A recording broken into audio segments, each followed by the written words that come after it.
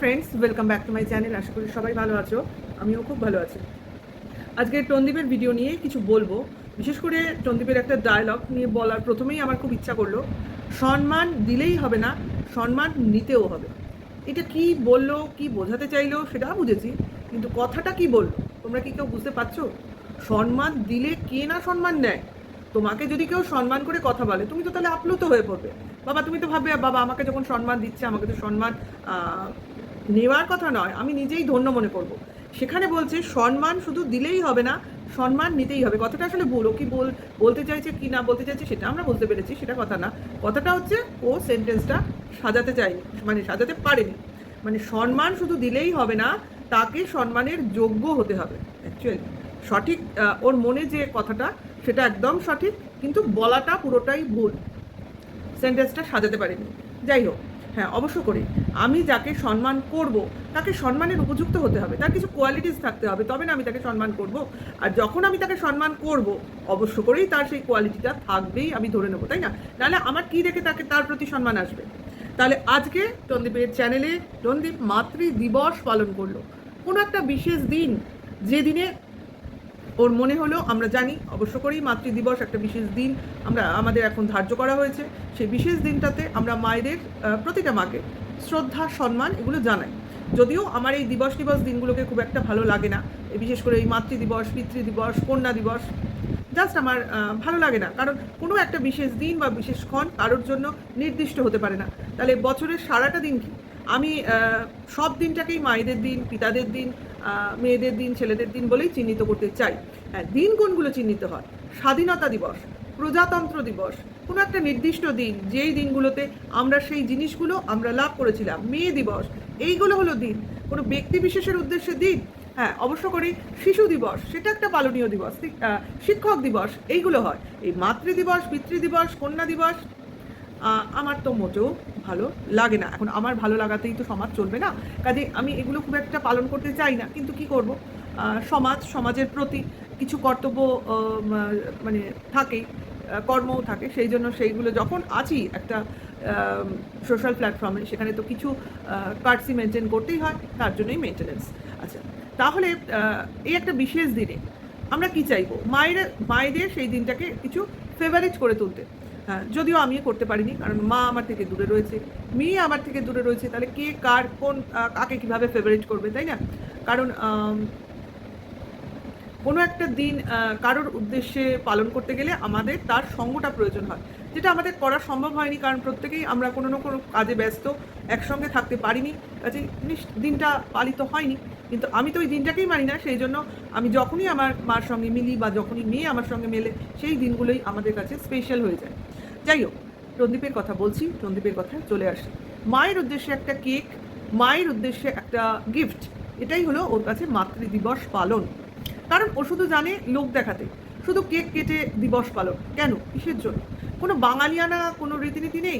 Chowmein খেলাম মানে mixed খিচুড়ি, Chinese food, সঙ্গে আমেরিকান কেক, সঙ্গে মায়ের প্রতি ইন্ডিয়ান ভালোবাসা, এটাই তো জাহির করতে চাইলো। যাই হোক, সেটা কথা না, কথাটা হলো আমরা সবাই চাই একটা বিশেষ দিনে কেউ অন্তত কিছুটা রেস্ট পাক। তা টনদীপের মা আজকে এই বিশেষ দিনটাতে কি কোনো রেস্ট পেলো? সে সমান খাটনি, সমান পরিশ্রম, সেই সমান অ্যাক্টিভনেস তাকে দেখাতে হলো, তাকে সেইভাবে কোনো রেস্ট কিন্তু দেওয়া হলো না। তারপরেও তাকে আবার এই এত সারাদিন খাটাখাটনির পর আবার সেজে বুঝে ক্যামেরার সামনে আসতে হলো শুধু কেক কাটা উপলক্ষে। ভালো, ভীষণই ভালো। ছেলে পালন করছে, জিনিসটা তো করতেই হবে। সঙ্গে উপরি পাওনা নাতি, যে কিনা নাতিটা তার মাতৃহারা হয়ে বসে মাদার্স ডে পালন করছে, এবং বারবার ঠাম্মিকেই বোঝাতে চাইছে মাদার্স ডে হিসেবে, ঠাম্মিকেই হ্যাপি মাদার্স ডে বলো, কিন্তু কিছু ক্যামেরার কারণে, কিছু ভিউয়ার্সদের কারণে সেটা সেইভাবেও বলাতে পারছে না। যাই হোক, চেষ্টাটা ভালো ছিল, প্রচেষ্টাটা ভালো, কিন্তু তার ফলটা ভালো হয়তোবা হবে না, কারণ আমরা তো সেরকম কিছু ভালো দেখলাম না। এক মাতৃদিবসে শুধু এক সারদা মায়ের ফটো গিফট করলেই কেউ সারদা মায়ের মতো মহান হয়ে যেতে পারে না, কারণ ওনার মাতৃত্ব একটা অন্য লেভেলে, যিনি কিনা নিজে মা না হয়েও সারা বিশ্বের মা হয়ে উঠতে পেরেছিলেন। আর টনদীপের মা দুটো সন্তানের মা হয়েও সেইভাবে দুজনেরই মা হতে পারেননি, কোনো একজনকে বেছে নিয়েছেন তার মাতৃত্বটাকে দান করার জন্য। তাই না? তাহলে সেই মাকে কিভাবে, কোন লেভেলে, কোন রেসপেক্টের আসনে বসাতে পারি, অন্তত আমার পক্ষে তো এখানে বসানো খুবই কষ্টকর ব্যাপার। কারণ আমার যখন দুটো সন্তান, আমার যখন দুটো চোখ, সেখানে আমি এক চোখ বন্ধ করে আরেক চোখ দিয়ে কেন আমি দুনিয়াটা দেখব, সেটা হয়েছে ব্যাপার। কাজে এই মহিলাকে আর যাই হোক মাতৃদিবসের শুভেচ্ছা আমি অন্তত জানাতে পারবো না। কারণ এই রকম যদি প্রতিটা মা হয় তাহলে তাদের সন্তানের তো অবস্থা টাইট, তাই না? এবং একাধিক সন্তান হলে তো তারা অবহেলা, অবজ্ঞা এবং উপেক্ষাই পাবে আমার মনে হয়। কোনো একজনকে তার ভালো লাগবে, অপরজনকে ভালো লাগবে না। তাহলে এই ধরনের মা কে ডিজায়ার করে, তাই না? তাহলে এটা কিন্তু টনদীপ একদম ঠিক বলেছে যে শুধু সম্মান করলেই হবে না, তাকে সম্মান পাওয়ার মতো উপযুক্ত হতে হবে। যদিও নিজে টিনাকে ঠুকেছে, কিন্তু ঠোকনাটা আসলে নিজের মার প্রতিই যায়, মানে নিজের মার দিকের দৃষ্টিটা অন্যদিকে ঘুরিয়ে দিতে চাইছে। কিন্তু কি করবে বলো, কিচ্ছু করার নেই। উনি যা নিজের গর্ত খুঁড়ে রেখেছেন সেখান থেকে উনি কোনোদিনই উঠতে পারবেন না। কারণ মাতৃদিবস শুধু কেকে সীমাবদ্ধ থাকে না, মাতৃদিবস কোনো একটা গিফটে সীমাবদ্ধ থাকে না। মাতৃদিবসে মা শারদাকে স্মরণ করছে, অথচ তার নখের যুক্তি কেন তার ধারে কাছে আসার যোগ্যতা নেই মহিলার। তাহলে আবার এই ছেলে কিনা মার প্রতি ভালোবাসা দেখাচ্ছে, অথচ সারাদিন আমরা মাকে ভালোবাসি বলে পিতাকে অবজ্ঞা করব, এই শিক্ষাই আমরা পেয়েছি। সারাদিন ধরে যা কিছু রান্না বান্না হলো, একটাও কি তোমরা দেখলে বাবার জন্য রান্না করা হয়েছে? মাটন উনি খান না, চাউমিনে চিকেন দেওয়া উনি খান না, তাহলে ওনার জন্য কি স্পেশাল করা হয়েছে? ওই একটু কেক ভেঙে মুখে দিয়ে দেওয়া হলো না? আজকে সারাদিন বাবার খাওয়া দেখানো হলো না? সন্ধেবেলায় যখন চাউমিন প্লেটে ভাগ করা হচ্ছে তখন অবধি বাবা ওখান থেকে উঠে চলে গেল। তাহলে এইটা কি দেখালো? এটা মাতৃদিবসের সামনে পিছনে পিতাকে অপমান করাই তো দেখালো। অথচ নিজে কিন্তু ছেলের কাছ থেকে সম্মানই দাবি করে। সে নিজেকে মনে করে ছেলে তাকে সম্মান করবে, ছেলে তাকে উচ্চাসনে বসাবে এবং ছেলে তাকে মহান পিতা মনে করবে।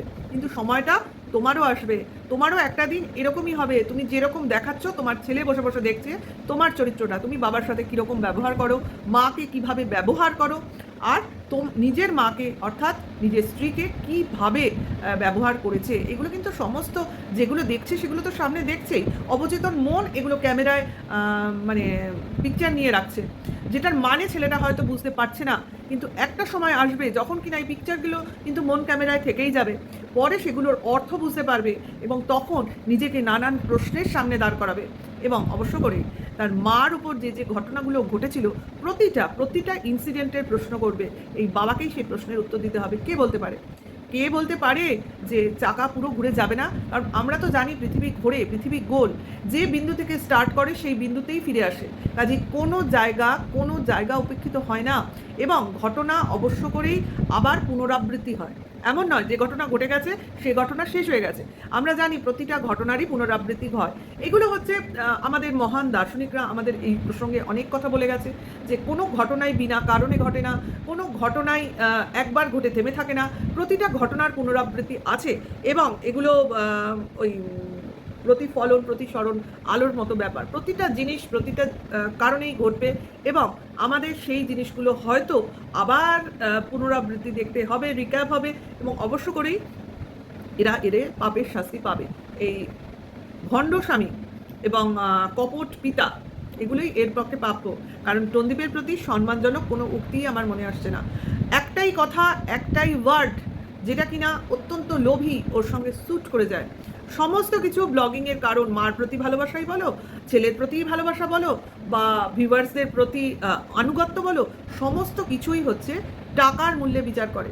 তাহলে এর মতো মহান লোভী, কাজেই এর পক্ষে যেসব লোকজন এর চারপাশে ঘোরাফেরা করছে তারা প্রত্যেকেই জানে ওর চরিত্রটা এবং অবশ্য করে এই লোভী চরিত্রটাকেই প্রশ্রয় দিয়ে দিয়ে আজকে ওকে এই জায়গায় এনে দাঁড় করিয়েছে এবং অবশ্য করেই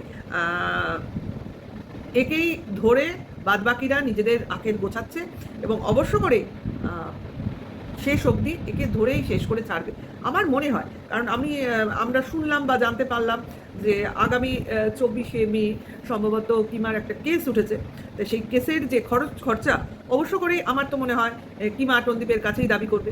কারণ দেখো, কিমা যা কিছু বলেছে সব কিছু কিন্তু তার ভাইয়ের খাতিরেই বলেছে। ও তো এটাই বলবে ভাইকে, দেখো ভাই, তোমার জন্য বলেছি, তোমার খাতিরে বলেছি, তোমার ভিউজ বাড়ানোর জন্য বলেছি, তোমার ভিউজকে ধরে রাখার জন্য বলেছি। কারণ এখানে আমার স্বার্থ শুধুই রেভিনিউ, কিন্তু আমার যে এই বিপদ, এই যে আমি একটা কেসে জড়িয়ে পড়তে চলেছি, সেই কেসের থেকে উদ্ধার করার দায়িত্ব কিন্তু তোমার। কাজেই তুমি মিউচুয়াল ডিভোর্সের শর্ত রেখেছিলে, সেই শর্ত তো কান দেয়নি। কাজেই এখন যেটুকু আমাকে বাঁচাবার সেটুকু তো তোমায় বাঁচাতেই হবে। আপাতত তো টাকা পয়সা দিয়ে সাহায্য করো, নাহলে আমি কেস লড়বো কী করে। কাজেই এই চাপটা তো অবশ্য করেই টন্দীপের উপর আসতে চলেছে। এটা কেউ বলুক আর না বলুক, আমরা প্রেডিক্ট করতেই পারি। কারণ কিমা নিজের পয়সা দিয়ে কেস লড়বে, আবার কিনা তার ভাইয়ের বউয়ের বিরুদ্ধে, এইটা তো জাস্ট নেওয়া যায় না, না। আর অবশ্য করেই এটা আবার কিমার মুখেই শুনলাম, তার লিগাল অ্যাডভাইজার, অবশ্য করেই সেই সমাজসেবী দিদি, উনিই হয়তো দেখছেন, লিগাল অ্যাডভাইজার উনি, যদিও উনি লিগালের লোকজন না। উনি প্রচারে নেমে বলেছিলেন, নিজের আত্মপ্রচারে নেমে বলেছিলেন, ওনার আত্মীয় স্বজন কয়েকজন আইনের সঙ্গে যুক্ত আছেন। যাই হোক, সেটা কথা না, তা উনি তো নিজে লিগাল ম্যাটারে যুক্ত থাকতে পারেন না, কারণ উনি আইনের কেউ নন, পড়াশোনাও করেননি আর রেজিস্টার্ডও নন। কাজে উনি অ্যাডভাইজার হিসেবে আছেন। কাজে সেক্ষেত্রেও উনি অ্যাডভাইজার হিসেবে থেকে যে হেল্পগুলো করবে তার জন্য নিশ্চয়ই খরচ খরচা হবে। তাই এই সমস্ত খরচ খরচাই আপাতত টন্দীপের ঘাড়েই উঠতে চলেছে, এবং টন্দীপ একটু বড় রকমের টাকা পয়সা এটিএম থেকে তুলে রেডি রাখবে আশা করি, নয় অনলাইন পাঠাবে। আজকাল তো অনেকভাবে সুবিধা আছে, তাই না? তাহলে আপাতত টন্দীপ নিজের দায়িত্বও যেমনভাবে নিচ্ছে, দিদিদের দায়িত্বও কিন্তু সেভাবে নেবে। দেখো, কারণ দিদিরা কিন্তু ওর জন্যই লড়েছিল, ওর পাশে দাঁড়িয়েছিল, এবং সমস্ত কলঙ্ক নিজেদের ঘাড়ে নিয়েছে। কাজে তাদের ঘাড় থেকে সমস্ত কিছু ঝেড়ে ফেলার দায়িত্ব কিন্তু টন্দীপের। অবশ্য করে এই ব্যাপারটায় ফোকাস রেখো, এবং টন্দীপের ভিউয়ার্সরা হেল্প করো, কারণ তোমাদের ভাইয়ের অনেক অনেক খসতে চলেছে আপাতত। ভিডিওটা এখানেই রাখছি, বেশি বাড়াচ্ছি না, কারণ মাদার্স ডে পালন তো আমরা দেখলামই, পিতৃদিবসও কি পালন দেখবো? কারণ পিতা তো আপাতত রেগে উঠে গেল, মনে হলো মনক্ষুণ্ণ হয়েছে, উনি তো রাগেন না, মনের কষ্টে হয়তো উঠে গেছেন যে মেয়ের তো আমার দিক দিয়ে মুখ ফিরিয়েই নিয়েছে। আপাতত ছেলের দিক থেকেও দেখছি সেরকম কোনো আমি পাত্তা পাচ্ছি না, ছেলে শুধু কাজই বোঝে, বাবা কি খেলো না খেলো অতটা পাত্তা দেয় না। কোনো সময় হয়তো দেখো, আমরা এই যে ভিডিও করি এই জন্য হয়তো আবার কোনো সময় মনে পড়বে বাবার জন্য কিছু করা দরকার, এটা কিন্তু অনেক দিন হয়ে যাচ্ছে বাবার দিকে তাকায়নি, এই করে করে আবার হয়তো একদিন দেখবে বাবার জন্য কিছু একটা করে বসছে। যাই হোক, কারণ এইগুলো দেখার দায়িত্বই হচ্ছে বাবার স্ত্রী, অর্থাৎ টন্দীপের মা। সে নিজেই নিজেকে নিয়ে ব্যস্ত, নিজের ছেলেকে নিয়ে ব্যস্ত, নাতি কী খাচ্ছে না তার হাজব্যান্ড কী খাচ্ছে এটার দিকে উনি সেভাবে খেয়াল রাখেনও না, মনে হয় ইন্টারেস্টেডও নন। কাজে এই মহিলাকে মাতৃদিবস পালনের শুভেচ্ছা দেওয়া আমার দিক থেকে অবশ্য করেই আসবে না। সম্মান দেওয়ার মতো লোকও হতে হয়, যাকে সম্মান দেবো দেখলেই মনে হবে না এর রেসপেক্টের উপযুক্ত। যে উপযুক্তই নয় তাকে কীভাবে সম্মান দেবো? আসছেই না কোনোভাবে, তাই না? তাহলে এখানেই রাখছি, ভিডিওটা এখানে শেষ করছি, আবার আসবো অন্য সময়। এই নিয়ে অনেক অনেক কথা বলার থাকে, বলবো, ভিডিওটা শুধু আর বাড়াচ্ছি না। আবার পরের ভিডিওতে দেখা হবে, নেক্সট ভিডিওর ওয়েট করো। ভালো লাগলে লাইক কমেন্টস করো, আমার সঙ্গে থেকো। টাটা।